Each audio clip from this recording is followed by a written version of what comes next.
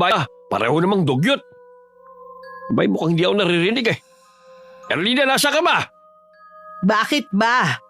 Kaya aga-aga nagsisigaw ka riyan. Iniistorbo mo ang pagrorosaryo ko. Bakit hindi ako magsisisigaw? Tignan mo nga kung ano nakakalat sa sahig. Tinamaan ka ng lintik. Wala man lang sa inyong dumampot sa damit para ilagay sa labahan? Ayan o, nilalangaw na't napakabaho pa. Abay, malay ko.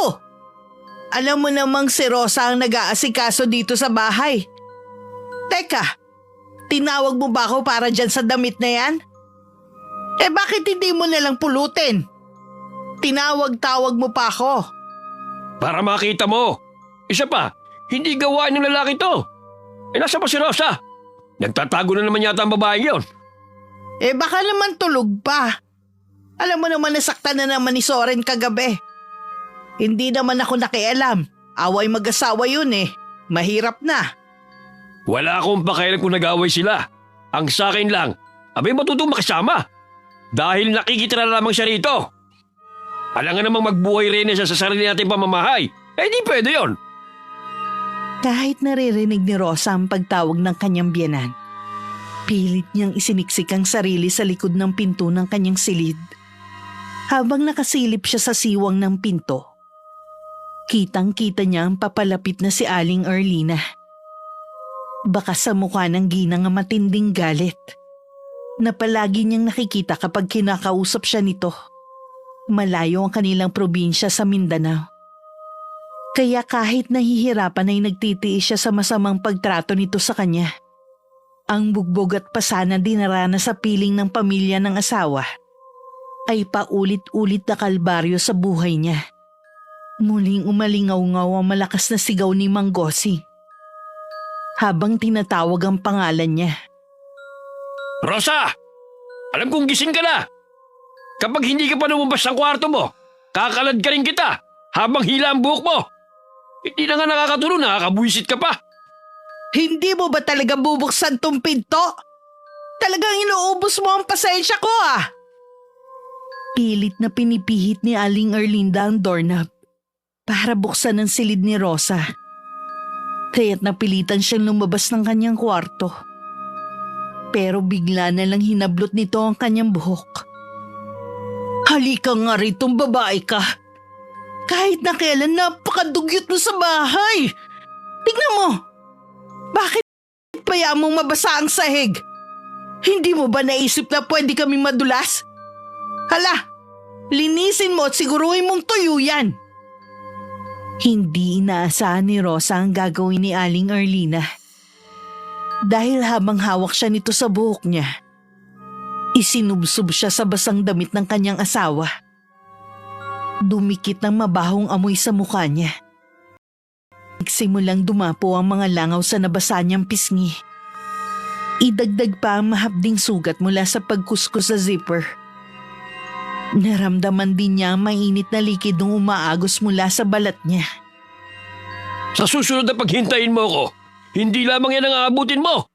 Magpasalamat ka, hindi ako humawak sa buhok mo. Dahil kung hindi, tinitiyak ko sa yung kakalbuin talaga kita. Sige na, tama na ang drama. Hindi mo na kami madadala sa paiyak-iyak mo. Baka isubsub ulit kita.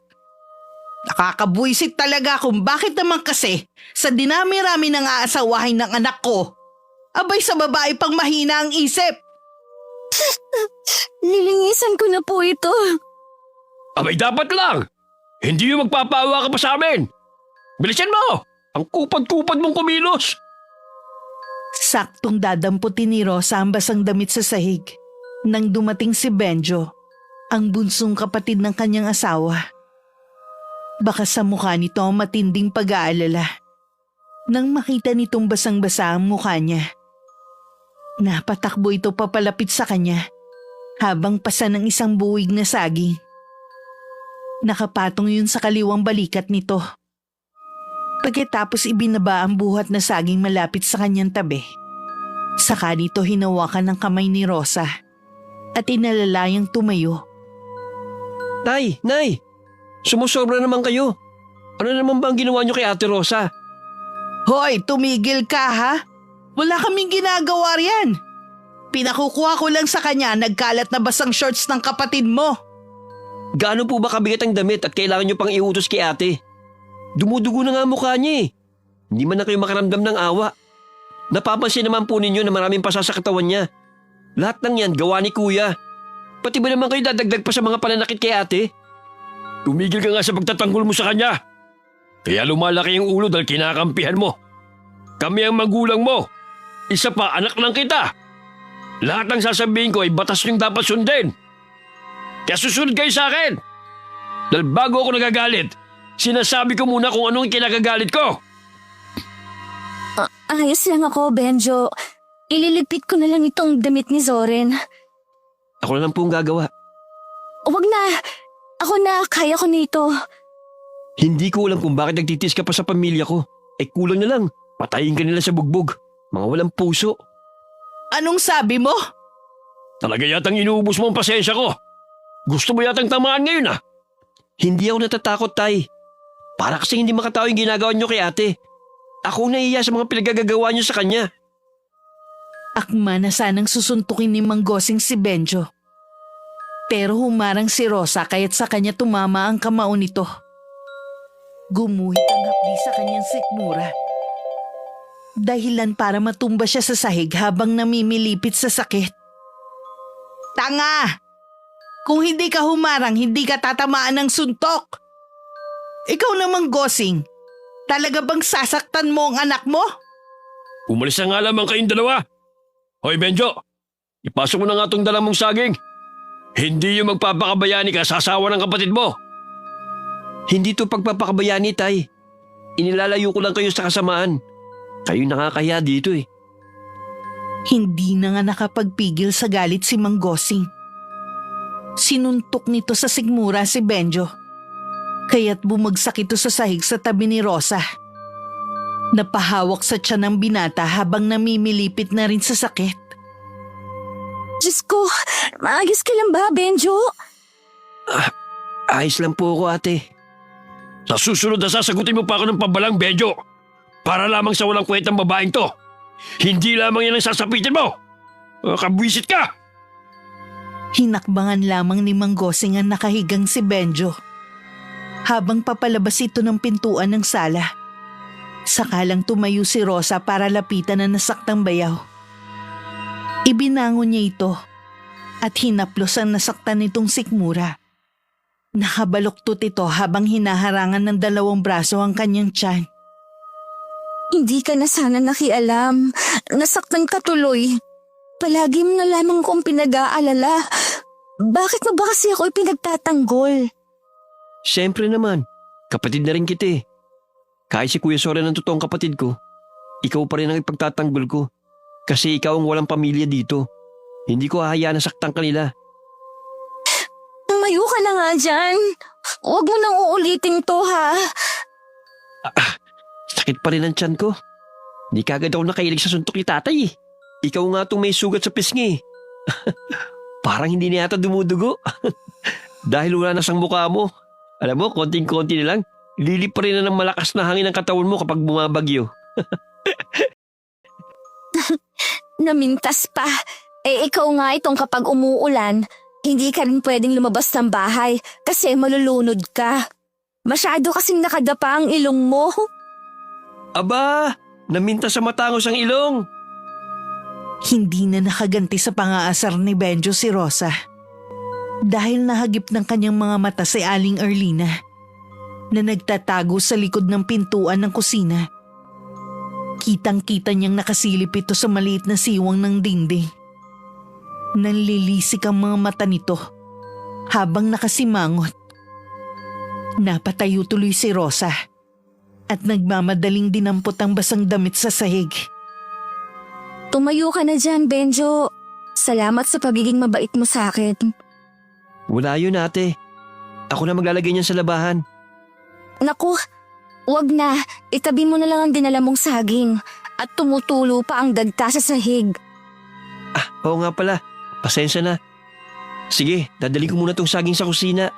Pagkatapos ikukuha ta ng talbos ng bayabas para dikdikin at ilagay dyan sa sugat mo. Ayos lang ako. Wag mo akong alalahanin. Nang tumalikod kay Rosa si Benjo, ay saka lang siya nakahinga ng maluwag. Muli niyang tiningnan ang pintuan kung saan nakita niyang nagtatago si Aling Erlina. Pero wala na ito. Kaya tagpunta na lamang siya sa likod ng kanilang bahay. Dala ang shorts ni Zoren. Wala silang gripo. Malayo rin sila sa ilog. Kaya't umaasa lang sila sa balon na ang tubig ay nanggagaling sa bukal. Pagkalipas ng ilang minuto, ay narinig niya ang mga yabag ng paa na papalapit sa kanyang kinaroroonan. Hindi ko nagugustuhan ang madalas na pag-uusap ninyo ni Benjo. Ayoko dumating ang araw na ang mga anak ko ang magpapatayan dahil sa'yo. Papatayin muna kita bago mangyari yon. Nagkakamali po kayo. Wala pong ibig sabihin sa amin ang pagiging malapit namin sa isa't isa ni Benjo. Para ko na po siyang kapatid. Huwag ka muna magsalita ng tapos. Ang babae kapag pinakitaan ng kabaitan ng lalaki, mahuhulog ang loob hanggang makalimot sa sarili. Magaling ako kumilatis ng tulad mo. Alam ko ang mga galaw mo. Huwag naman po ninyo akong husgahan. Hindi ko po yun magagawa. Sus! Huwag ka na magpanggap na santa. Lumang tugtugin na yan. Babae rin ako. Kaya alam ko kung anong ibig sabihin ng mga tingin mo sa anak ko. Hanggat maaari ay gusto kong layuan at iwasan mo ang anak ko. Opo, pero wala po talagang ibig sabihin ng pagiging mabait ni Benjo sa akin. Huwag ninyo po sanang pairalin ng makitid ninyong pag-iisip. Anong sabi mo? Halika nga rito, babae ka. Sumasagot-sagot ka na ngayon, ha? Sinong pinagmamalaki mo, ha? Tama na po. Pagod na po ang katawan ko. Lahat na lang kayo. Naglalagay ng mga pasa at sugat sa balat ko. Hindi pa po ba kayo nakukontento? Dala ng matinding galit ni Aling Erlina sa biglang pagsagot ni Rosa. Sinampal siya nito ng malakas. Uulitin pa sana ni Aling Erlina ang ginawa. Nang hindi sinasadyang natabing ni Rosa ang kamay ng biyanan at napasubsob ito sa maputik na gilid ng balon. Sa hindi inaasahang pagkakataon, yun ang nadatnang eksena ng bagong dating na si Zoren. Nay! Hindi ko sinasadya. Nadulas ang kamay niya at dumiretso sa putikan. Anong hindi sinasadya? Nakita kong itinulak mo siya. Yung walang iyang asawa mo, pinagsasabihan ko lang eh. Itinulak ako. Nakita ko po, Nay. Nasaktan po ba kayo?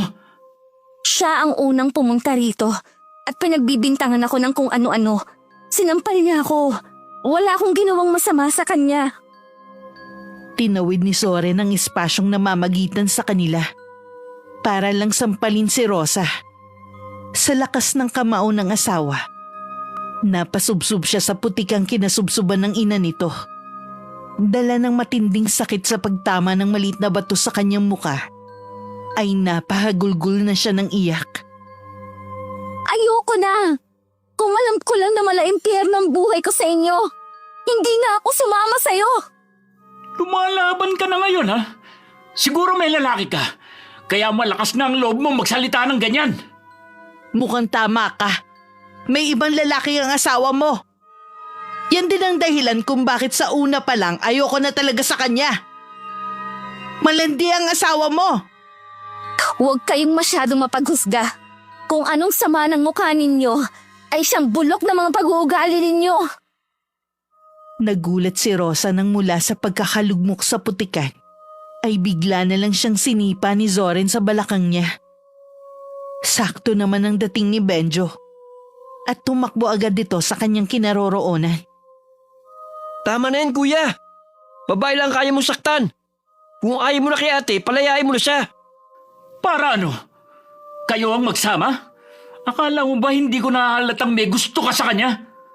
Wala akong gusto sa kanya, kuya. Naawa lang ako kay ate. Bakit ba ganyan ang sinasabi niyo? Ganyan na ba kakitid ang mga isip niyo? Halika na, Ate Rosa. Tumayo ka na dyan. Huwag mo na akong pakikialaman. Lumayo kayong lahat. Sa susunod na sasagot-sagutin mo pa si nanay sa harap ko, manghihiram ka na ng mukha sa aso. Hindi pa ba ako nanghihiram ng mukha sa aso? Pagmasdan mo ang pisngi ko. Wala namang paglagyan ng pasa, palibasa. Halimaw ka! Narinig mo, Soren? Lumalaban na talaga ang babaeng yan. Nay, huwag na kayong lumagdag. Tama na, Benjo. Huwag ka nalang makialam. Mabilis na tinalikuran ni Rosa ang tatlo para umalis. Pero hinabol siya ni Benjo.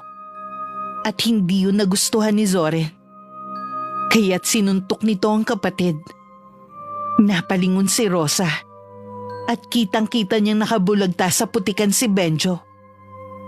Ano ba kayong magkapatid? Tumigil na kayo! Itong anak niyo na masyadong pumapapel. Pati asawa ko gustong agawin. Baka hindi asawa, kundi laruan nyo.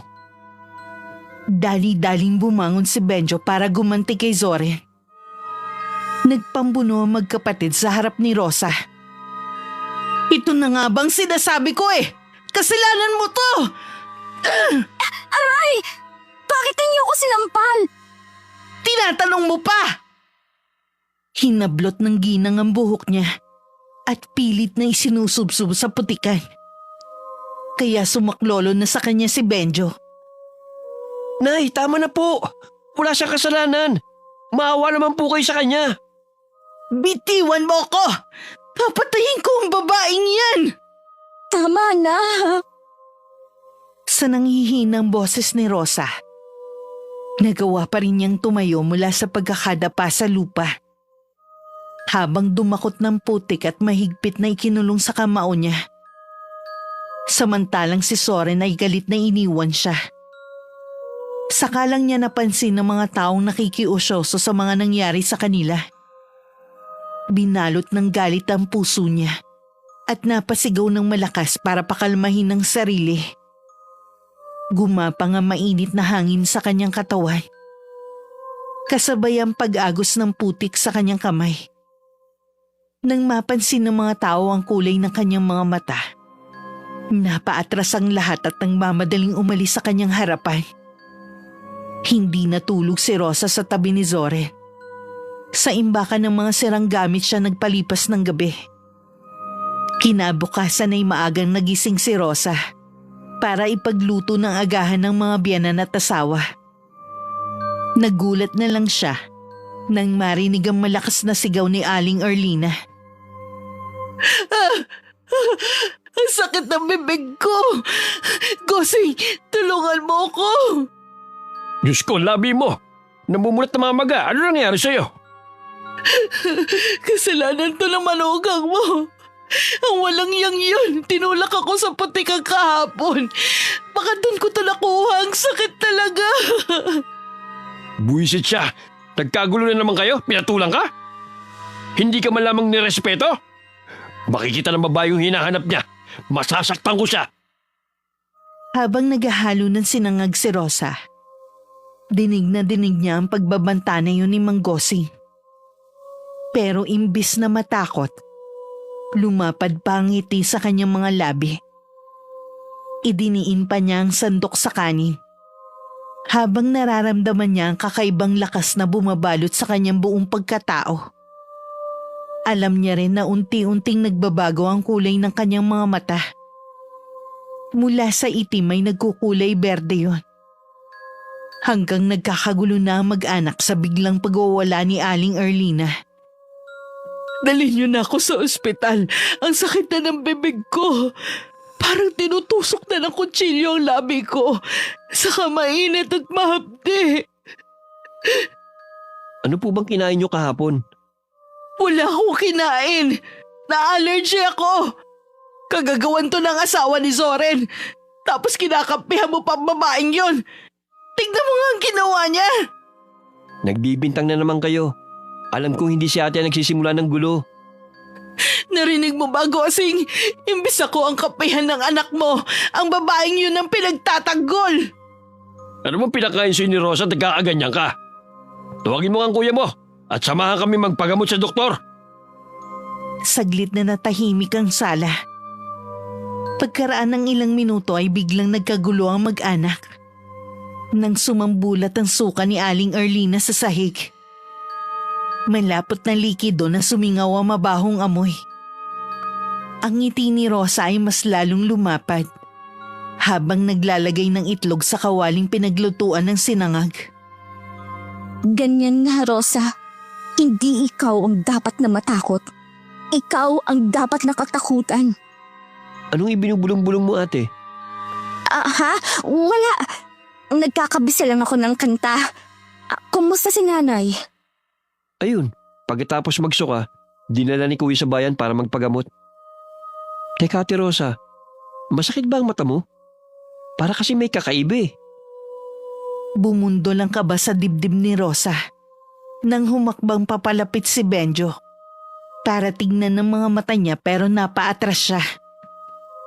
Agis lang ako. Nalagyan kasi ang mata ko kahapon ng putik. Saka, kung maaari, huwag ka munang lalapit sa akin. Kung ayaw mong pati ikaw, madamay sa galit ni nanay. Dahil sa pagiging mabait ko sa'yo kaya kanila sinasaktan? Pasensya ka na. Hindi naman totoo ang sinasabi nila eh.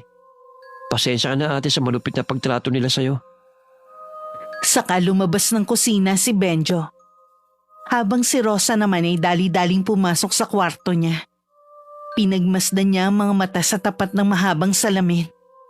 Sa pagkakataong yun, bumalik na rin ang kulay ng kanyang mga mata. Saka napaluhang nahaplos ang may sugat niyang pisngi at labi. Pagkaraan ng 2 oras, biglang nagkagulo sa labas. Nagsisigaw na pumasok si Mang Gosing. Diretso sa kanilang sala. Lumayo kayo sa akin! Dalian mo, Soren! Isarado mo ang pinto! Ano nangyayari sa labi ko? Lintik na doktor yan! Tinanggihan ako! Bakit hindi ka tatanggihan? Hindi ko na alam kung saan ang galing ang mga langaw na lumabas sa bibig mo. Hinahabol tayo hanggang dito sa bahay. Hindi ko rin alam kung ano itong nangyayari sa akin. Ewan ko! Hindi na natapos ni Aling Erlina ang sasabihin. Nang sumambulat muli ang suka nito sa sahig, hindi basta tubig ang inilabas nito sa bunganga nito, kundi mga buhay na mga langaw. Saan nang galing ang mga insekto na yan? Rosa! Rosa! Huwag mo nga munang matawag-tawag ang babaeng yon. At baka magdilim ang paningin ko, mapatay ko pa siya. Teka, sino ang maglilinis ng mabahong suka ko sa sahig? Tawagin mo! Hindi pwedeng tayo lang ang naghihirap! Rosa! Nay, bakit po? Linisin mo nga ang kalat sa sahig! Bakit ang tagal mong lumapit? Nasaan si Benjo? Hindi ko po alam. Nasa kwarto po ako. Bilisan mo! Linisin mo na ang kalat sa sahig! Nang matapos si Rosa sa paglilinis, si Benjo naman ang dumating para agawin sa kanya ang mga dala. Ate, ako na po magdadala. Ako na. Huwag mo na akong tulungan. Sa harapan ko pa talaga kayo maggaganyanan, Benjo? Nandito ang kuya mo, hindi ka nahihiya? Ano po bang problema nyo? At lahat na lang ng mga kinikilos ko pinapansin nyo. Ano ka ba? Imbis si Rosa dapat ako ang inaasikaso mo. Ako ang may sakit. Dahil yan sa ugali nyo, kaya nangyayari yan sa inyo. Masyado nyong hinuhusgan ang bawat galaw ni ate. Pikon na ako sa pagiging pakialamero mo. Gusto mo bang ulitin ko ang pagsapak sa'yo nang matauhan ka na sa katangahan mo? Pwede ba? Tama na. Isa ka pa no? Halika nga rito, babae ka. Sa loob tayo mag-usap. Bitiwan mo nga ang braso ko. Nasasaktan ako. Bitiwan mo si ate, kuya! Nang hindi pinansin ni Soren ang sinabi ni Benjo, bigla na lang nitong sinuntok si Soren. Kaya bumagsak ang kapatid nito sa sahig. Doon nagalit si Mang Gosing. Imbis si Benjo ang sinuntok nito, si Rosa ang sinampal nito kaya ang laman ng dala niyang palanggana ay muling natapon sa sahig. Halos mahilo siya sa lakas ng pagkakaumpog ng kanyang ulo sa sahig. Ate! Rosa! Rosa! Tay, anong ginawa nyo? Dapat lang yan sa kanya. para magtanda. Ayaw niyo rin namang magpaawat. Lintik, nagkaagulo kayo ng dahil sa kanya. Sinabi ko naman sa inyo, huwag na huwag niyong ipapakita ang mukha ng babae niyan at talaga mapapatay ko siya. Mula sa pagdilim ng paningin ni Rosa, tanging ang hagulgol ng iyak ni Benjo ang huli niyang narinig. Bago tuluyan nawalan siya ng malay, nagising na lang si Rosa sa malakas na pagtama ng hangin sa mukha niya. Pati ang pagpapaamoy ng ointment sa kanyang ilong. Isang matandang lalaki ang bumungad sa kanyang harapan. Nakatali ng panyo ang ulo nito, kaya alam niyang albularyo ang lalaki. Napabalik ko siya ng bangon. Sakalang niya napansin si Benjo sa upuang katabi ng Catherine kinahihigaan niya. Wala si Zoren, na dapat ang asawa niya ang unang makikita niya. Iginala niya ang kanyang paningin, kaya alam niyang nasa ibang silid siya. Mabuti naman at gising ka na. Akala ko aabutin pa ako ng umaga sa kapapaypay sa'yo. Ate, kumusta ng pakiramdam mo? Nawalan ka kasi ng malay kanina. Paano hindi mawawala ng malay Bugbog at tadtad ng pasa ang katawan ng babaeng ito. Kung hindi kayang pakisamahan ng pamilya mo si Rosa, pauwiin niyo na sa kanilang probinsya. Ayos na po ang pakiramdam ko. Nasaan ako? At sino po kayo? Ako si Lolo Golem, albularyo dito sa baryo ng Ilenda. Kung nahihirapan ka sa mga biyanan mo, huwag kang magtiis. Kung gusto mo, tumito ka na lang para hindi ka na nila saktan. Gusto ko na pong umuwi sa probinsya namin. Pero may tatapusin lang ako. Salamat po sa alok ninyo sa akin. Ang mabuti pa, Benjo, ihatid mo na itong si Rosa sa bahay ninyo. Katulad ng mga nasabi ko kanina, wag na wag mo siyang hahayaang masaktan uli ng pamilya mo. Alam mo na kung anong ibig kong sabihin. Ano po ang ibig ninyong sabihin? Hindi mo na problema yun. Problema na nila yun. Hanggat kaya mong magtiis, wag na wag mong hahayaang makagawa ng kasalanang pagsisisihan mo sa bandang huli. Kung ako lang ang masusunod, dito ka na lang muna tumira. Malayo sa kanila. Parang may ibig sabihin ng matanda, pero hindi naman niya maintindihan. Pinutol ni Benjo ang ipapasanan niyang sasabihin. Tayo na ate, umuwi na tayo. Aalis na po kami, Lolo Golem. Sige na. Kapag may problema ka, huwag kang mahiyang lumapit sa akin. Salamat, Lolo. Sige na. Umalis na kayo. Ipainom mo itong dinikdik na sambong kay Rosa. Makakatulong yan para malinisan ang kanyang dugo. Itapal mo rin ang dahon sa kanyang sugat sa katawan. Sakalang sila lumabas ng pinto na gawa sa kawayan. Napansin ni Rosa na madilim na pala ang paligid, kaya halos ilang oras siyang walang malay. Mabuti na lang at maliwanag ang sikat ng buwan, kaya't nakikita nila ang daan. Inalalayan siyang maglakad ni Benjo pero tumanggi siya. Habang naglalakad pa uwi, hindi maiwasan ni Rosa ang hindi magtanong. Paano mo nakilala si Lolo Golem?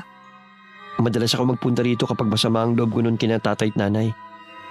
Kadalasan mas palagay pa ang loob ko sa kanya kaysa sa sarili ko mga magulang. Kanya na sila dati pa. Palaging mainit ang ulo, lalo na kapag walang pera. Hindi na sila makatarungan sa akin. Nahihirapan na ako sa ugali nila. Ang hirap nilang pakisamahan. Pasensya ka na ate. Kung ako nagdala sa'yo dito, imbis na si Kuya.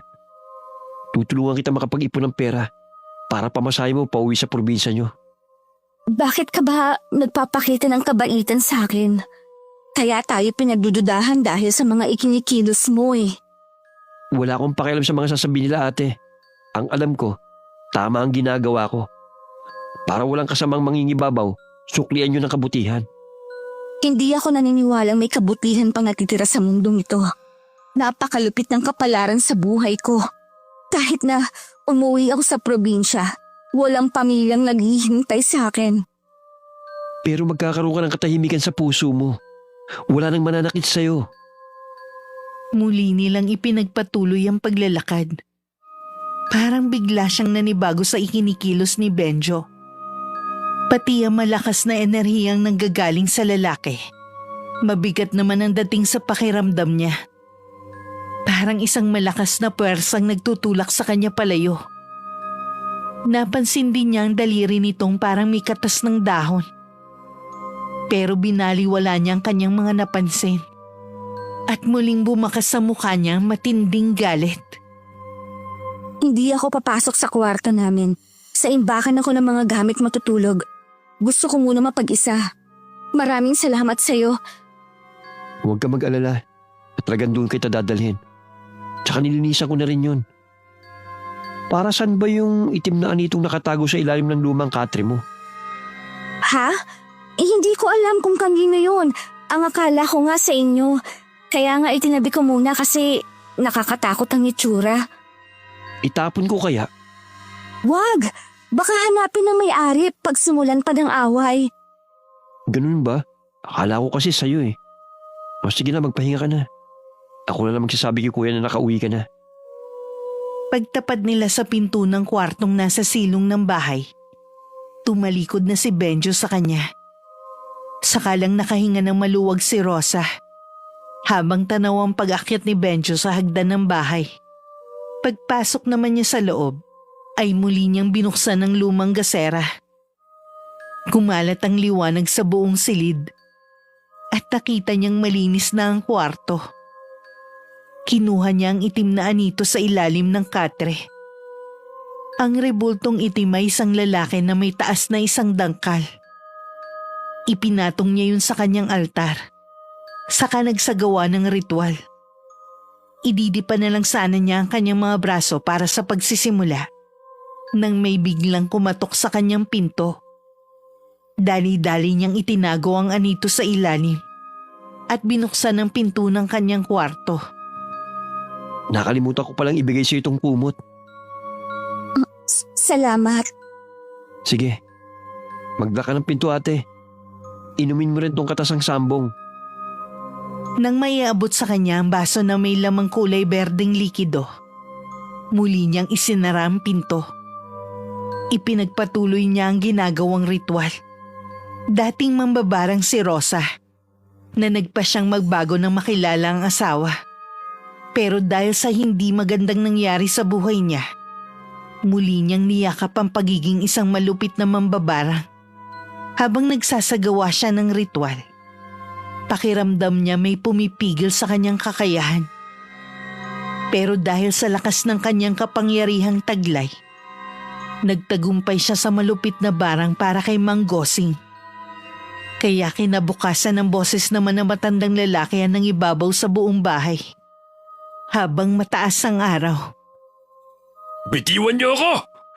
Umalis kayo sa aking harapan, mga halimaw! Bakit meron kayo mga sungay? Tay, ako to. Ang panganay niyong anak, si Soren. Ano ba nangyayari sa inyo? Bitiwan ninyo yung itak! Umalis ka! Hindi kita kailangan, halimaw ka! Huwag kang lalapit! Dahil kung hindi, pupugutan kita ng ulo! Tay, bakit ba kayo nagkakaganyan? Mula sa ibaba ng bahay na kinaroroonan ni Rosa, dinig na dinig niya ang malakas na sigawan na nanggagaling sa sala. Malapad ang kanyang ngiti dahil alam niya kung ano ang mga nakikita ni Mang Gosing. Sa kasalukuyan yun ang unang epekto ng barang na ginamit niya. Kulang na lang ay sumayo siya sa labis na kaligayahan. Huminto lang siya sa pag-indak nang mahagip ng kanyang mga mata ang nagmamadaling si Benjo, papunta sa kinaroroonan ng ama nito. Tay, ano nangyayari sa inyo? Kuya, bakit nagkakaganyan si tatay? Saka, nasa ba si nanay? Hindi ko alam kung bakit nangyayari ito sa mga magulang natin. Bakit kuya? Si nanay, hindi na niya maibuka ang bibig niya. Umiyak lang ng umiyak. Hindi ko na alam ang gagawin ko sa kanila. Kuya! Si tatay naman, pagkagising ko, hawak na ang itak. Papatayin niya tayo. at halimaw raw ako. Para siyang nasisiraan ng bait. Ganyan nga. Magdusa kayo. Babait pa nga ako eh. Dahil kung ano lang ang ginamit ninyo para saktan ang damdamin ko, yun lang ang inatake ko. Unti-unti ko kayong papatayin. Ang sarap ninyong pagmasdan mula sa siwo ng sahig ninyo. Baka kailangan natin humingi ng tulong kay Lolo Golem. Tumigil ka nga sa mga pinagsasabi mo. Walang sakit si tatay at nanay. Tulungan niyo ako! Maraming halimaw dito sa bahay! Teka, nasa na bang ita ko? Bakit niyo inagaw ang ita ko? Papatayin niyo! Pilit na nagwawala si Mang Gosing. Habang nanlalaki ang mga matang nakatingin sa dalawang anak. Inayos muna ni Rosa ang kanyang sarili bago pumasok sa loob ng bahay. Isinuot niya ang singsing na matagal nang hindi lumalapit sa kanyang mga daliri. Isang kapangyarihang sandata na may mutya ng uwak. Isang proteksyong hindi magtuturo sa tunay na pagkatao ng barang. Isa lang ang nasa isip niya ngayon. Ang matandang si Lolo Golem. Batid niya ang malakas na enerhiyang nararamdaman niya rito. Pero hanggat hindi ito nakikialam, hindi ito makakatikim sa kanyang galit. Pagpasok niya sa pintuan ng sala, lahat ay napatingin sa kanya. Bigla kasing naghilom ang kanyang mga pasa at sugat sa katawan. Bagamat may markang natitira, bakas sa mukha ng tatlo ang pagkagulat nang makita siya. Tulungan mo ko, Rosa! Maraming halimaw na nakapaligid sa akin! Tay, umalis kayo sa paanan ng babaeng yan. Bakit niyo ba kinakapitan ng binti niya? Narinig mo, Rosa? Nagsasalita ang mga halimaw! Wala pong mga halimaw. Mga anak ninyo po sila. Ha? Hindi. Wala akong anak na halimaw. May mga sungay sila. Tulungan mo ako. Ialis mo ako rito. Halos pagapang ang lapit ni Mang Gosing kay Rosa. Kapag umaalis siya para iiwas ang mga binti niya. Habang si Benjo ay nanatiling nakatingin lang sa kanya. Masakit din naman para sa kanya na masaktan ang bayaw niya. Dahil naging mabuting tao ito sa kanya. Pero wala na talagang makakapigil sa kanya. Nasimulan na niya ang ritual. At nagbigay na rin siya ng alay sa kanyang Diyos. Hindi na siya kailanman magkakaanak. Bilang kapalit sa parusang ibibigay niya sa mga taong umapi sa kanya. Zoren, kunin mo itong tatay mo. Wag mo akong ibigay sa kanya. Pakiusap. Hindi na ako magiging malupit sa'yo. Tulungan mo ako, Rosa. Hindi ko kayo matutulungan dahil wala naman pong halimaw sa bahay nito. Benjo, ikulong ninyo si tatay para na siyang baliw. Sakalang gumalaw si Benjo sa pagkakaluhod sa sahig. Katabi ni Soren na pinapanood lang ang kinikilos ng ama. Ilang saglit ang lumipas mula naman sa kwarto ng mag-asawa. Narinig nilang umiiyak si Aling Erlina. Kaya't nagkunwari si Rosa na nag-aalala sa dalawa. Pero ang totoo parang gusto niyang lumukso sa tuwa. Lalo na nang makita niya ang kalagayan ng biyanang babae. Dali-dali siyang lumapit sa matanda habang umiiyak. Lumobo na ang labi nito na halos matakluban ng muka. Mapupula at may mga insektong gumagalaw sa loob. Kitang-kita yun dahil manipis na ang balat ng labi ni Aling Erlina. Nay, anong nangyayari sa inyo? Sa tingin ko, may umaatake ng pataligod sa mga magulang ko. Nasaan si tatay? Kinulong ko muna sa kwarto ko. Itinago ko na rin ang mga itak na pwede niyang gamitin laban sa atin. Hindi ko alam kung anong nangyayari sa kanila. Ipagamot natin sina tatay at nanay. Si Lolo Golem. Siya ang mas nakakalam sa ganitong sakit. Puntahan mo siya. Kailangan mong magbadali. Pagkatapos kong makita ang kalagayan ni nanay ngayon, parang gusto ko nang maniwalang may barang sila. Sa oras na malaman ko kung sino may gawa nito, pagsisisihan niyang nabuhay pa siya. Anong gagawin mo? Papatayin ko siya. Sa kabila ng pagbabantang yun ni Zoren sa harap ni Rosa, ay lihim pa siyang napapangiti. Dahil hindi na rin magtatagal, isusunod na niya ang kanyang asawang mahilig gumamit ng kamao para saktan siya. Kahit tumawag pa ito ng albularyong titingin sa mag-asawa, ay hindi na nito malalaman kung sino ang totoong bumarang sa dalawa. Hanggat suot niya ang singsing na may mutya ng uwak. Ang kakayahan ay pumigil sa lakas ng kapangyarihang kumakalaban sa pambabarang niya. Napilitan lang siya. Masasamang tao lang ang binabarang niya. Sige kuya, pupunta ako si Lolo Golem. Sige, mag-iingat ka. Sasamahan kita. Dito ko na lang ate. Talagang masyado ka ng halata sa pagtingin mo sa kapatid ko. Baka nakakalimutan mong may atraso ka pa sa akin. Magpasalamat ka at hinayaan kitang dalhin ni Benjo sa manggagamot. Dahil kung ako lang ang masusunod, pababayaan kitang mamatay. Tama na kuya. Ngayon ka pa ba magkakaganyan? Nakikiusap ako. Tigilan niyo ng pananakit kay ate. Saka walang namamagitan sa amin ng asawa mo. Alam mo namang sabik lang ako magkaroon ng kapatid na babae. Kaya nagkakaganito ako. Isa pa, asawa mo siya. Kaya mabait ako sa kanya. Hayaan niyo si Zoren, Benjo, kung ano ang gusto niyang isipin. Dahil kapag napuno na ako, baka totohanin ko na ang mga binibintang nila sa akin. Napasigaw si Benjo nang biglang tumama sa mukha ni Rosa. Ang malakas na suntok ni Zoren sa kanyang labi. Pero hindi na siya bumagsak para damdamin ng sakit. Wala na siyang maramdamang sakit. Sinuklian niya ng malapad ng ngiti ang galit na asawa. Kaya napilig lang ang kanyang mukha sa harap ng nag-aalalang si Benjo. Kuya, anong ginawa mo? Para magtanda na ang ate mo. Pagkatapos ng problema ko, pinapangako kong palalayasin na kita sa bahay ko. Tingnan mo nga, ni hindi man lang nasaktan sa ginawa ko. Manhid na ang mukha ko. Ang katawan ko sa mga pagbubugbog ng mga magulang mo. Idagdag pa ang hindi makatarungang pananakit mo sa akin. Kuya, tama na. Huwag mo nang patulan si Ate Rosa. Manahimik ka, isa ka pa eh. Hindi naman magkakaganito ang mga isip namin kung hindi ka nagpapakita ng malasakit sa babaeng to. Puntahan mo na si Lolo Golem. Dahil sabik na ako malaman kung sino ang bumarang sa mga magulang natin. O baka ikaw, Rosa, ang nanakit sa kanila. Makitid na talaga ang utak mo para pagbintahan mo ako sa mga bagay na yan. Malalaman natin, mahusay at magaling na albularyo si Lolo Golem. Kaya simulan mo nang magdasal. Itigil niyo ng pag-aaway niyo.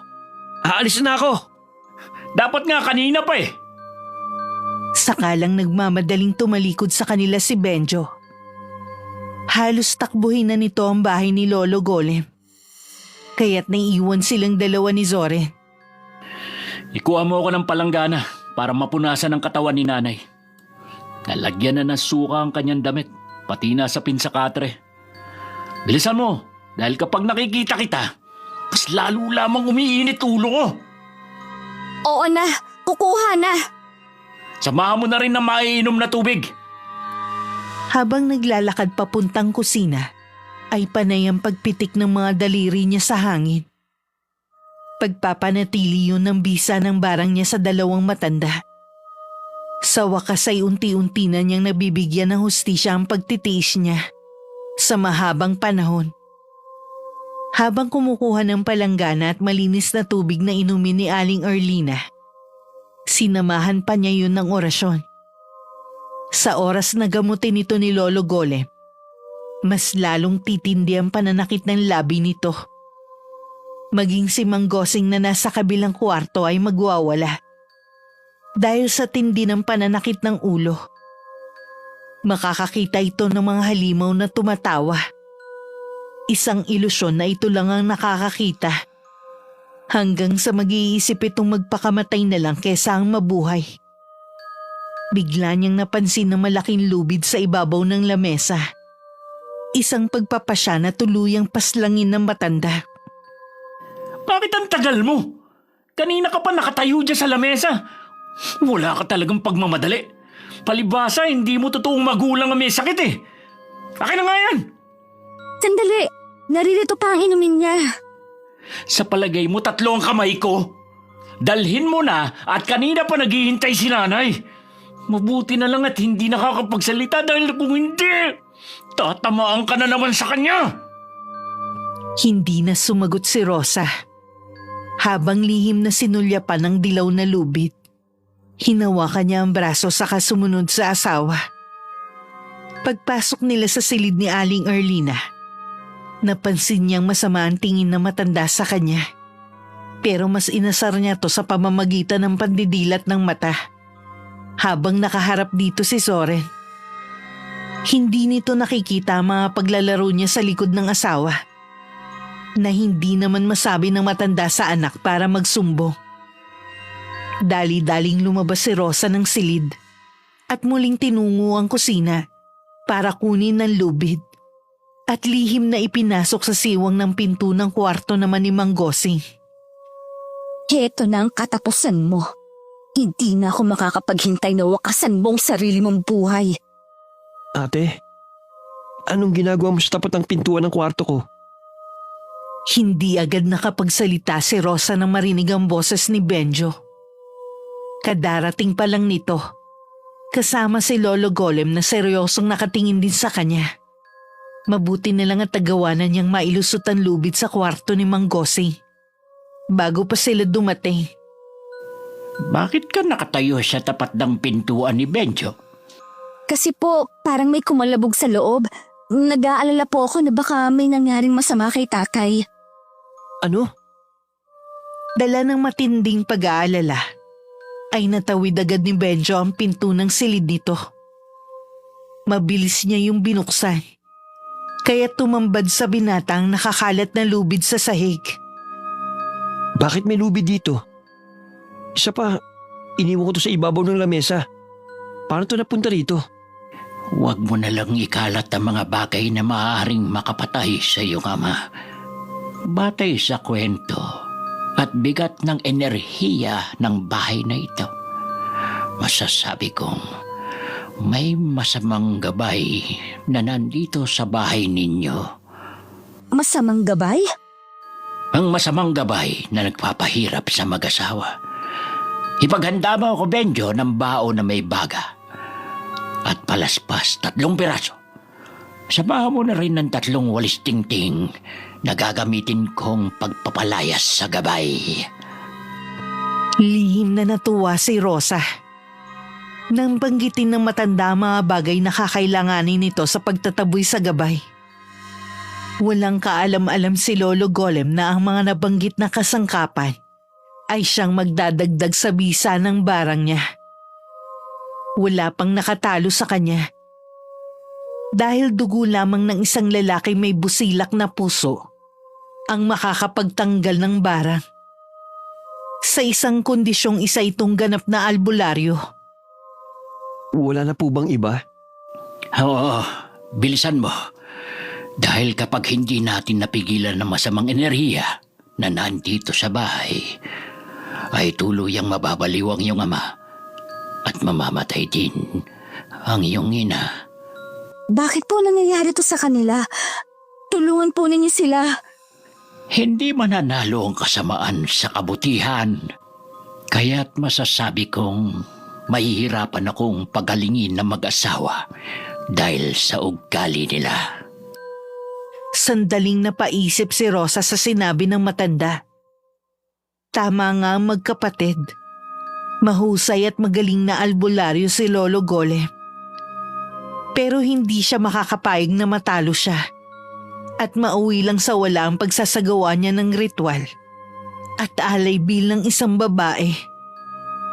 Heto na po, kumpleto na po ang mga gagamitin. Dito tayo sa kwarto ni Erlina. Kasama pa po ba ako? Oo, dahil bahagi ka pa rin ng pamilyang ito. Napasunod na lang si Rosa sa matanda na halos hanggang balikat lang niya ang taas. Kahit payat si Rosa, masasabi niyang may angking ganda ang kanyang mukha, kaya't nahumaling sa kanya si Zoren. Pero sa kabila ng kanyang mga katangian, nandito siya ngayon gamit ang pinakamalupit na barang. Pagpasok nila sa loob ng kwarto, ay nadatnan nilang katatapos lang maglinis ni Soren sa ina. Halos maiyak si Aling Erlina na makita ang matanda. Kahit hindi ito nakakapagsalita, alam niyang humihingi ito ng tulong kay Lolo Golem. At kapag napapadako ang mga mata nito kay Rosa, nababakas sa mukha nito ang matinding galit. Ilapag mo ang bao sa sahig nitong kwarto ni Erlina. Ikaw naman, Soren. Doon ka muna magbantay sa iyong ama. Matagal na panahon na akong nagsasagawa ng ganitong panggagamot. Pero ngayon lang ako nakatagpo ng ganito kalakas na puwersang pumipigil sa aking kakayahan. Simulan na po ninyo, Lolo. Nakakapag-alala po na baka hindi kayanin ni nanay at tatay ang sakit. Sige, sisimulan ko na. Naupo si Lolo Golem sa tapat ng umuusok na bao. Inilagay nito ang palaspas sa gitna ng baga. Iniabot naman ni Benjo ang 3 walis tingting sa matanda. Saka ipinikit ang mga mata at nagsimula ng magsagawa ng ritual. Gasterombino. Elbino de Serdon. Lolo, bakit parang umiitim na ang usok ng bao? Huwag mo munang kausapin si Lolo. Hayaan muna nating magsagawa siya ng ritual. Pagkatapos ng orasyon ay tumayo ang matanda. Habang nakapikit hawak ang 3 pirasong walis tingting. Lumapit ito sa nakaupong si Aling Erlina. Tinalo nito ng tingting ang matandang babae. Anay! Pigilan niyo siya! Lolo, parang lalo pong nasasaktan ng nanay ko. Diyos ko! Anong nangyayari? Nang magmulat ng mga mata si Lolo Golem at mapatingin kay Aling Erlina, napaatras ito at nabitiwan ng hawak na walis tingting. Diyos ko, parang mas lalong lumaki ang mga labi ni Erlina. Benjo, bilisan mo. Silipin niyo si Gosing. Bakit, Lolo? Ano po ang nangyayari? Masyadong malakas ang barang ng taong gumawa nito sa kanila. Halos nasira lamang ang aking gabay na ikinalat sa kwartong ito. Bukod pa ang malakas na puwersang pumipigil sa aking paghinga. Kapag tinuloy ko ang pagpalo ng walis tingting, lalo lamang magkakaroon ng bisa ang barang. Nakilala po ba ninyo ang klase ng barang? Katulad ng sinabi ko, malakas ang mambabarang. Hindi ko sila kayang gamutin. Dahil sa oras na lapatan ko sila ng ritual, mas lalong tumitindi ang sakit na kanilang mararamdaman. Ano pang hinihintay mo, Benjo? Sundin mo na ang utos ko. Puntahan mo na ang iyong ama.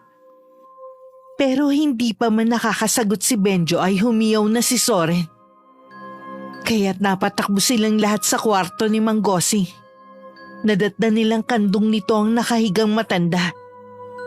Sa pulso nito ay may hiwa at dugong umaagos. Sa tabi ng kamay ay isang matalas na blade na may bahid pa ng dugo.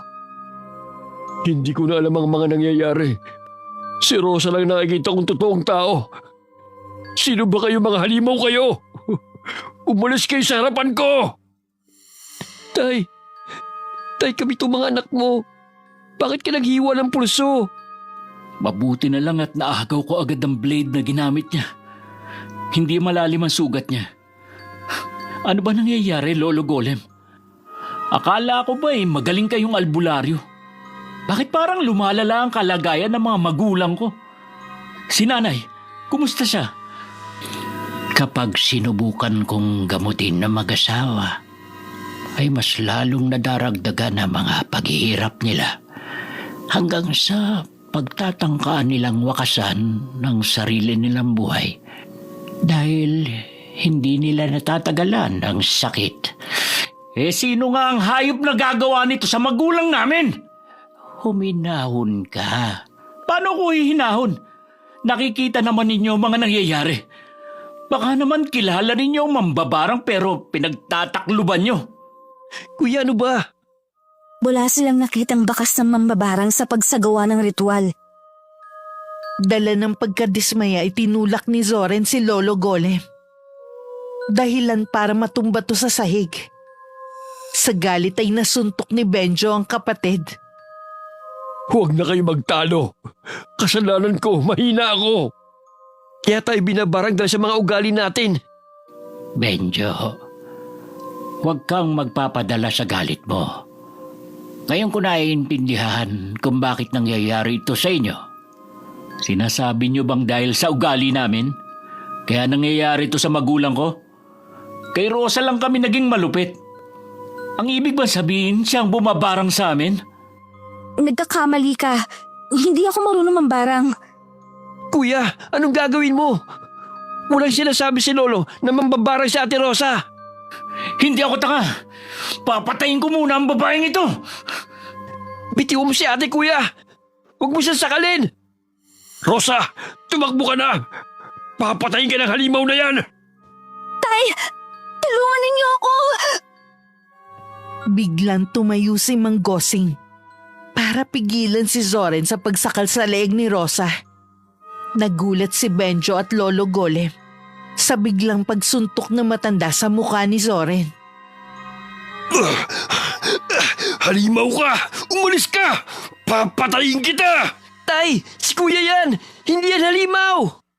Gawin mo ang lahat, Benjo, para maikapo sa mga kamay ni Gosing. Tuluyan na siyang nabarang ng kung sino man. Bago niya kayo mapatay, kumilos na kayo. Hindi na taong tingin niya sa atin, kundi mga nakakatakot na halimaw. Tay, bitiwan niyo si kuya. Alisin mo ang kamay niya sa likod ko. Mga baliw na mga magulang natin, nakakainis na. Nagpupumiglas si Zoren sa pagkakahawak ng ama sa leeg niya. Pinagtulungan ng magkapatid na matanggal ang mga kamay ni Mang Gosing. Nang tuluyan ng maalis ang kamay ng matanda, ay sa kanila ito dinala sa katre. At ang taling nakuha nila sa sahig ang siyang iginapos sa matanda. Nagsisisigaw ito sa galit habang nagwawala. Alisin niyo ang tali sa kamay ko! Nasaan ang pamilya ko? Tanggalin niyo to! Lolo, hindi niyo ba matatanggal ang barang sa kanya? Ano po sa palagay niyo ginamit ng mambabarang para saktan ang aking mga magulang? Lintik lang ang walang ganti. Pagbabayaran ng hayop na bumarang sa aking ama ang mga pasa ko sa leeg. Buisit na yan. Muntik pa akong patayin. Kasalanan mo to, Rosa. Teka, bakit kay Rosa hindi halimaw ang tingin sa kanya ni tatay? Hindi kaya ikaw talaga, Rosa, bumabarang sa aking ama? Hindi. Hindi ko magagawang barangin si tatay. Nakita niya lang na sinasakal mo ako. Kung hindi ikaw, sino? Wala namang nakakaaway ang aking mga magulang. Ikaw lang talagang pwedeng gumawa nito sa amin. Maniwala ka, hindi ko talaga alam ang pambabarang. Bakit hindi mo itanong kay Lolo Golem kung sino ang nakikita niyang bumabarang sa inyong ama? Hoy, tanda! Baka naman ikaw ang gumagawa ng ganito sa aking ama. Minsan na kayong nagkaaway ni tatay nang dahil sa madalas mong pagtuturo ng palihim sa aking kapatid. Hindi ako mambabarang. Albularyo kung nagpapagaling ng sakit ng barang. Eh bakit ito hindi mo mapagaling? Ang sabihin mo, peke ka. Isa kang manloloko. Huwag mo kong pinagbibintangan ng kung ano-ano. Alalahanin mong hindi ko pa nasasabi ang mga bagay na nakita ko sa kanilang mga ikinikilos. Kapag hindi sila nagamot sa lalong madaling panahon, mawawalan kayo ng magulang dahil may posibilidad na maaari silang mamatay. Sinasabi mo? Gusto mo unahin kong basagin sa suntok ang ulo mo? Ano ka ba, kuya? Tumigil ka na. Siya lang makakatulong sa atin. Ginamitan kayo ng barang langaw. Kakayahang napakahirap labanan ng mga tulad naming albularyo. Hindi ko patuloy ang nalalaman ng bisa ng kontrabarang na gagawin sa mambabarang. Pero isa lang ang masasabi ko. Hanggat hindi na ituturo ng aking gabay kung sino ang taong ito, hindi tayo maaaring magbintang o kumilos. Lalo na kung ito ay may sariling gabay na pumipigil sa akin. Kalukuhan, ang dami niyo pang sinasabi. Gamutin na ninyo ang aking mga magulang. Kapag pinilit ko ang panggagamot sa kanila, mapapadali ang kanilang buhay. Ang kailangan ay mahanap natin ang kahinaan ng barang. Habang nag-uusap ang tatlo sa harapan ni Rosa, hindi naman mawala sa dibdib niya ang kaba. Kailangan magsagawa ulit ng ritual barang para sa walang kwenta niyang asawa. Kaya kapag nakumpleto na niya ang mga pangalan na nakasulat sa anito, hindi niya mapapatay ang mag-asawa. Maliban na lang kung pipilitin itong gamutin ni Lolo Golem. Pupuntahan ko po muna si nanay. Wala siyang kasama sa kwarto. Huwag na. Hindi ko kailangan ng mga pag-aalala mo. Malis ka nga sa harap ko. Siguro masaya ka na dahil pakiramdam mo, unti-unti ka nang nakakabawi sa kanila. Ikaw talaga ang alam kong gagawa nito sa kanila eh. Huwag ka lang talagang magpapahuli sa akin. Dahil kahit asawa pa kita, hindi ako magdadalawang isip na patayin ka. Magpapahinga po muna ako, Lolo Golem. Hindi ko po na kayo mayahatid. Kaya ko namang umuwi na mag-isa. Saka babalik ako rito mamayang gabi. Kapag nahanap ko na ang mga gamot at kasangkapan sa pagsasagawa ko ng ritual kontra barang. Benjo! Tinawag niya ang pangalan ni Benjo. Pero hindi nito pinansin ang tawag niya. Sa halip ay diretso itong pumasok sa silid ng ama. Para dun magpahinga. Bigla siyang nakaramdam ng lungkot. Naramdaman niya ang pagiging malamig na pakikitungo sa kanya ni Benjo. Hindi siya naging maingat sa kanyang gagawin. Alam niyang walang ibang paghihinalaan ng pamilya sa sandaling may mangyari rito. Kailangan ko nang umuwi. Bahala ka na dito. Lagi mong tatandaan ang pagiging masama ay may kaakibat na kapalit. Sana'y hindi pa huli ang lahat. Sa tono po ng pananalita ninyo, pati po kayo ay naniniwalang ako nga ang bumarang sa dalawa. Wala akong ibig sabihin sa sinabi ko. Paalala lang ang mga nabanggit ko. Meron kasing mambabarang na kapag may itim na gabay, kahit wala siya rito, ay alam ang mga nangyayari sa pamilyang kanyang binabarang. Akala ko po kung ano. Tandaan na ang maling gawain ay parang katulad sa isda. Nahuhuli sila sa sarili nilang bibig. Yun lang at mabilis na humakbang papalabas ng bahay ang matanda. Sakalang nakahinga ng maluwag si Rosa. Muli niyang tiningnan ang mga nakasaradong pinto. Siya naman ay dumiretso sa kwarto niya para magsagawa ng huling ritual. Sinigurado muna niya na walang makakakita sa kanyang gagawin. Muli niyang inilabas ang itim na anito at nagsagawa naman ng ritual para kay Soren. Hinaplos na muna niya ang suot na singsing.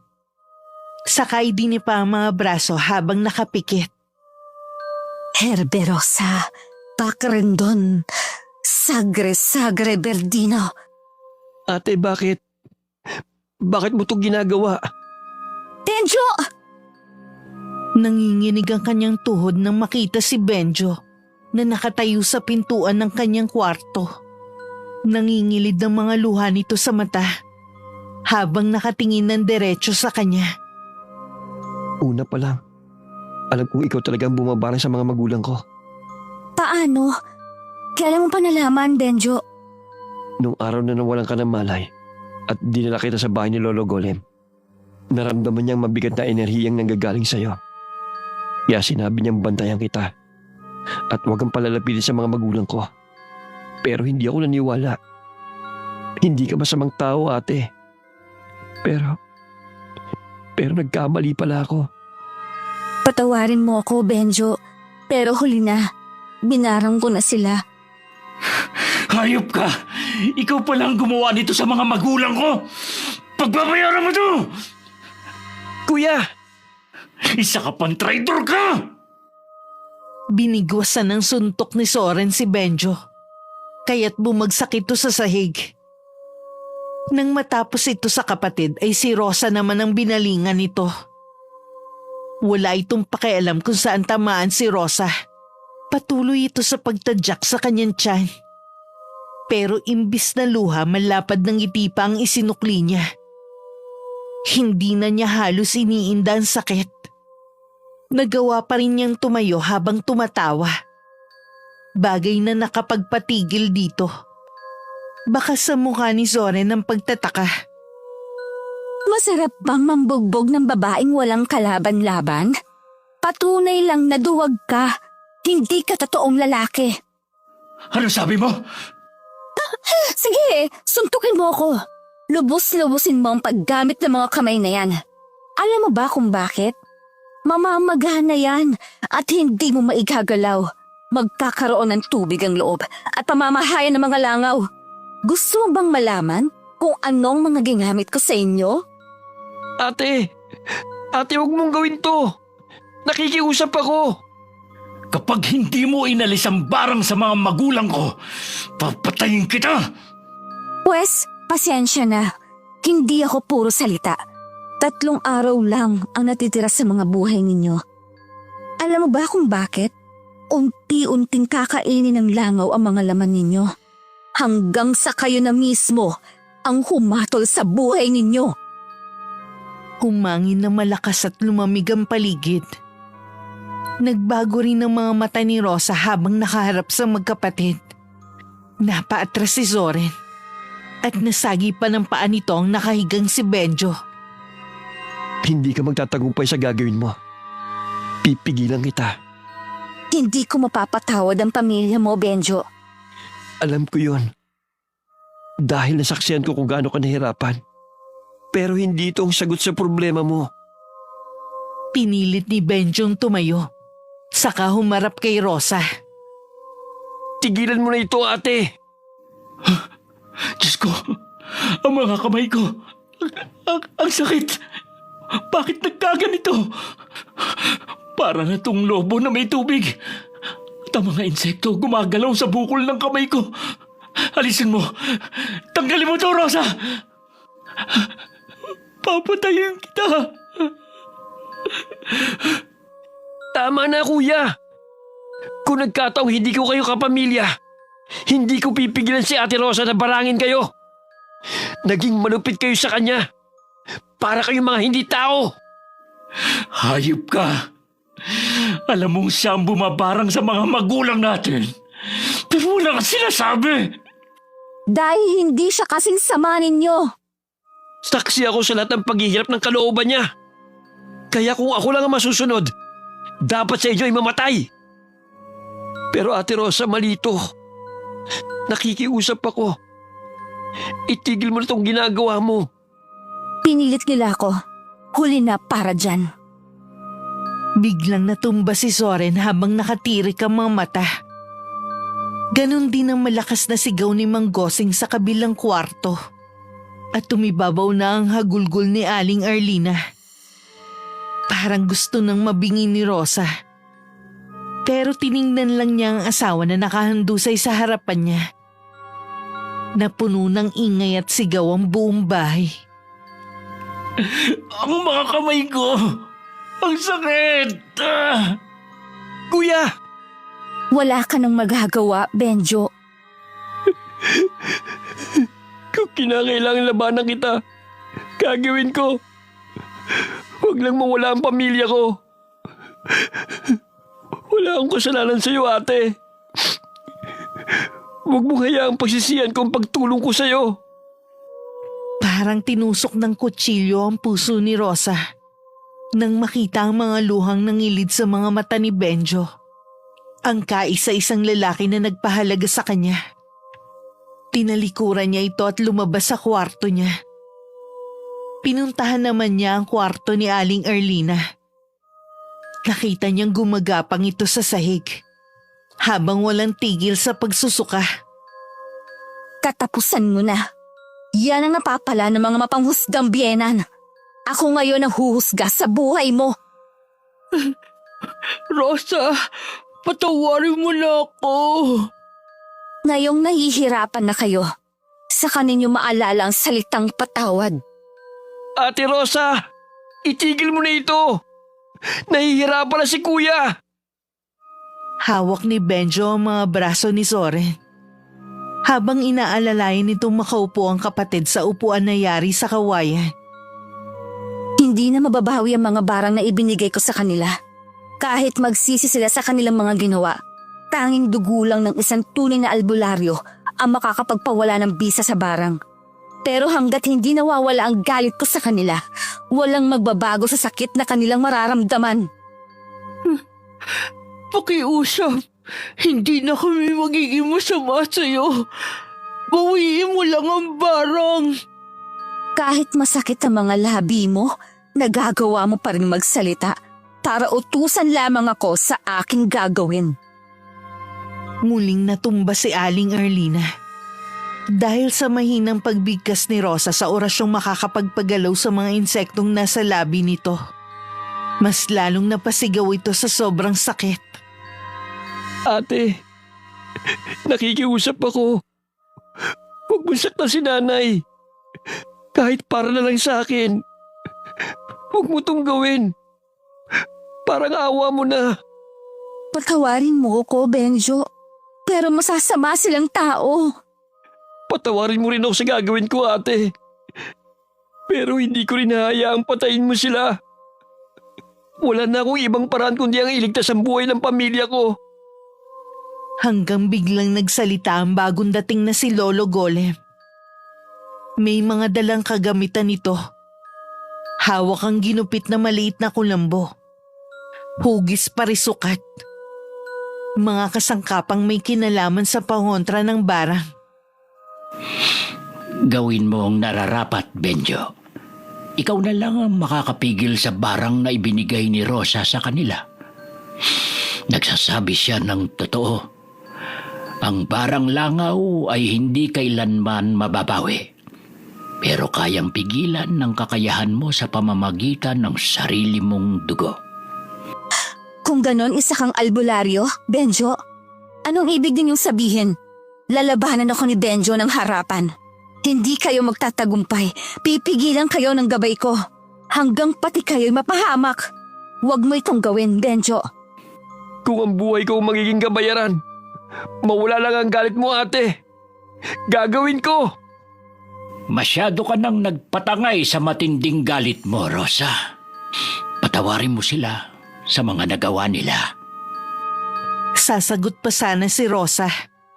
Pero biglang may kumalabog sa kwarto ni May. Kaya nabaling ang kanilang atensyon sa nakasaradong pinto. Dali-daling tumakbo si Benjo sa kinaroroonan ng ama. At napasunod na rin si Rosa. Ganun na lang ang panlalaki ng mga mata ni Rosa nang makitang nakasabit na ang matanda sa bubong. Nagtali ito ng lubid sa kahoy at nagbigti. Mabuti na lang at naging maagap ang kilos ni Benjo. Nagawa nitong maitayo ang bangko sa kabinuhat ang ama. Nahabol na ang hininga. Tumulong na rin si Lolo Golem para matanggal ang lubid sa leeg ni Mang Gosing. Habang si Soren ay umiiyak sa pintuan dahil wala itong magawa. Namamaga ang mga kamay nito. Halatang miserable ang dinaranas na sakit. Nakita mo ba, Rosa, ang ginawa mo? Mas masama ka pa sa amin. Dahil kahit papano, hindi ka namin pinatay. Hindi mo nga ako pinatay. Pero unti-unti ninyo akong pinaparusahan sa mga pangbubugbog ninyo. Kulang pa ang sakit na nararanasan ninyo sa mga sugat at pasa na ipinaranas ninyo sa akin. Magpasalamat ka at hindi natuloy ang pagbibigti ni Gosing sa kanyang sarili. Dahil kung natuluyan siya habang buhay kang uusigin ng konsensya mo, hindi ka patatahimikin ng utak mo, Rosa. Tulungan mo ko, Lolo Golem. kamuti natin si tatay. Halata sa boses ni Benjo ang tinitimping galit para sa kanya. Bigla siyang nakaramdam ng hiya sa binata. Naging mabuti to sa kanya pero sa lahat ng mga ginawa niya, ay ito mismong nasasaktan. Gamitin mo ang 3 tingting. Ilagay mo ang pangalan ni Rosa sa gitna ng kulambo na gagamitin mong pangharang sa nagbabagang bao. Katulad ng una, itutok mo ang iyong atensyon sa panggagamot.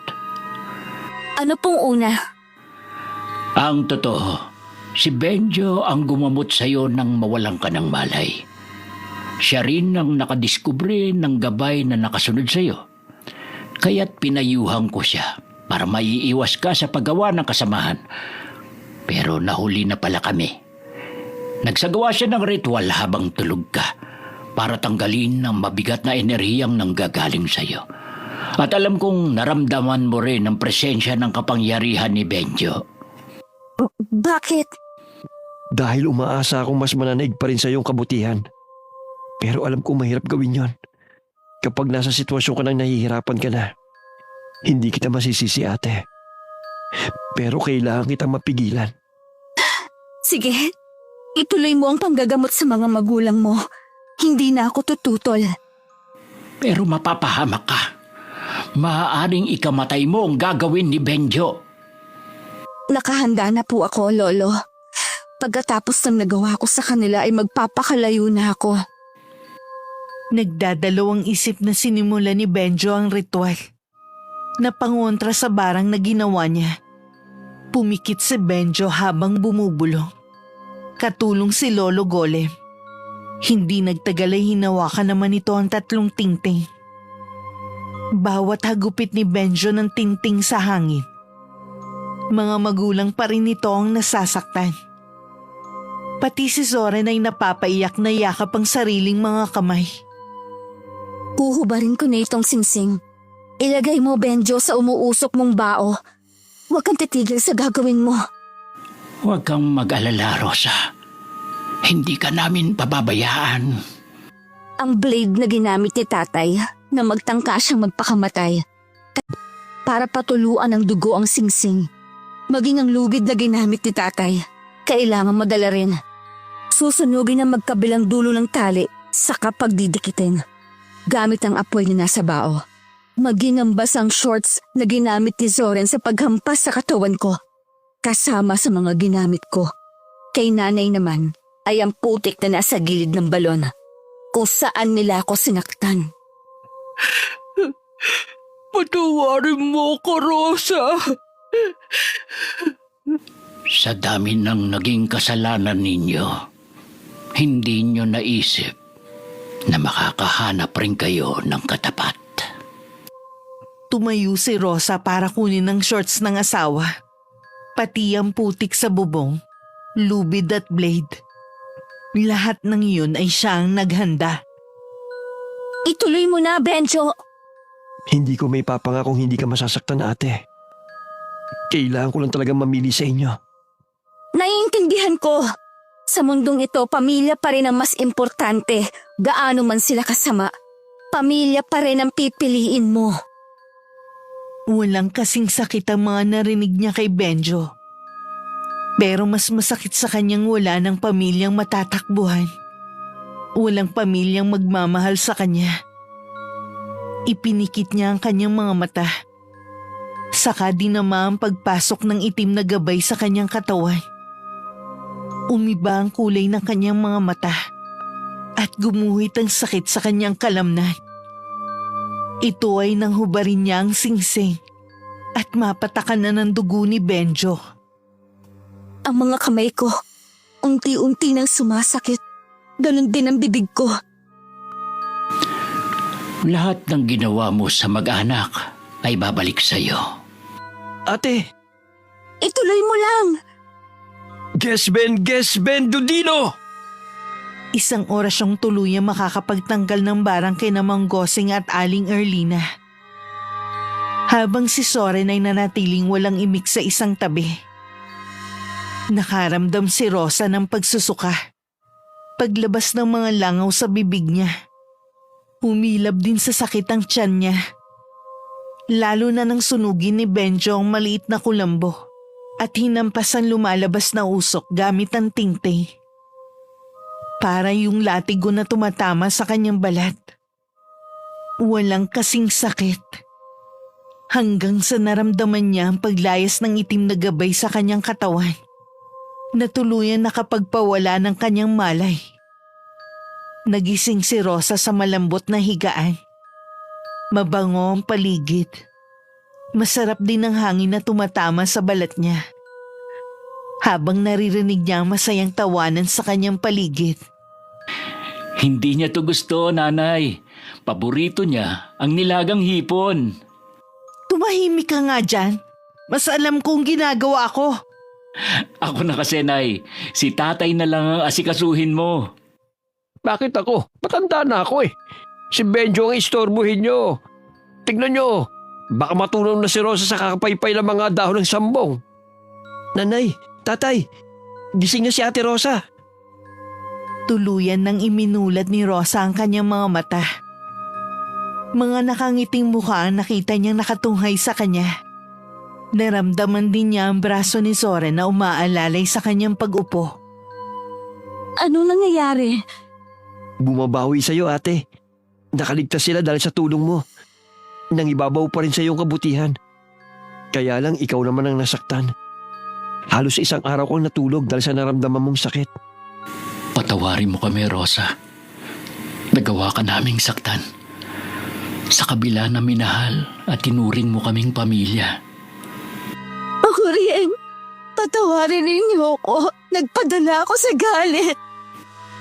Heto, ipinagluto ka namin ng nilagang hipon. Hindi man lang kita na ipagluto nito. Patawarin mo kami, anak. Kaya sa susunod na mag-iwan ka ng basang damit sa sahig, abay idiretso mo na ng punas ng lahat ay basa. Tayo naman, pinatatawa ko lang kayo. Masyado na pala ako naging malupit kay Rosa. Abay, 2 beses ako muntik mamatay. Para namang may galit pa kayo. Ayan o, isubo mo tong hipon. Uy, masarap naman ah. O sige na Rosa, kumain ka na at baka maubos ko na yan. Opo, Tay. Salamat po. Kagaya po ng nasabi ko, uuwi na po ako sa probinsya. Wala kang pamilya doon. Dumito ka na lang, hayaan mo makabawi kami sa atraso namin sa'yo. Saka paano naman ang magiging apo ko kung lalaki siya ng walang ama? Po? Buntis ka, sabi ni Benjo. 1 buwan na. Hayaan mong alagaan kita. Paano nangyari yun? Ito ang inialay kong kapalit sa barang. Ang hindi na ako magkakaanak. Walang imposible sa Panginoon. Siya ang nakakaalam ng lahat. Halos mapuno ng saya ang puso ni Rosa. Nang subuan siya ni Aling Arlina ng pagkain at naramdaman na mahigpit na yakap ng kanyang asawa. Simula ng araw na yun, ipinadama ng buong pamilya kay Rosa na ang pagkakamali ay may pagkakataong itama upang ang kapatawaran ay magsilbing katahimikan sa pusong napuno ng galit. Wakas. Larry, excited na ako sa piyesta dito sa bayan natin. 5 taon na rin na